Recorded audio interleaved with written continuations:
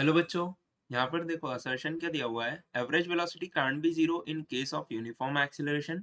For average velocity to be zero a non zero velocity should not remain constant. Okay, तो देखो uniform acceleration है मतलब कि a is equal to D V by D T. Acceleration आपका constant है, ठीक है। अगर एक्सीलरेशन कांस्टेंट है तो हमारे पास कोई भी ऐसा केस होगा जहां पर जैसे डिस्प्लेसमेंट जीरो हो जाएगा, मतलब वो घूम फिर के वापस से यहीं पे आ गया, तो ये जो आपका केस हो जाएगा इसमें एवरेज वेलोसिटी जीरो हो जाएगी, क्योंकि एवरेज वेलोसिटी का फॉर्मूला क्या है? Total displacement upon total time. Okay, total displacement upon total time. अब देखो यहाँ पर वो जितना डिस्टेंस गया है उतना ही डिस्टेंस वापस आ गया। तो मान लो, क्या बोलता हूं मैं, कि मैंने इसको v वेलोसिटी से इधर थ्रो करा। इसका एक्सेलरेशन है is in this direction, opposite to velocity.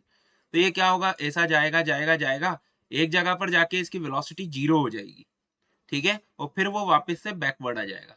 Reverse, car में रिवर्स गियर लगा दो एकदम से। कार जा रही थी, रिवर्स गियर लगा रखा है, एक जगह जाएगी, रुकेगी और फिर वापस से मुड़ के वापस आ जाएगी।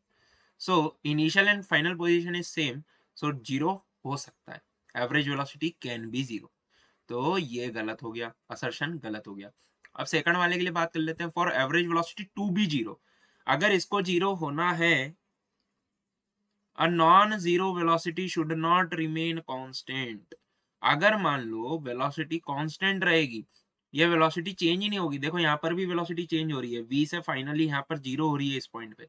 अगर ये वेलोसिटी चेंज ही नहीं होगी तो फिर तो ये आगे ही बढ़ता जाएगा। Are you getting my point?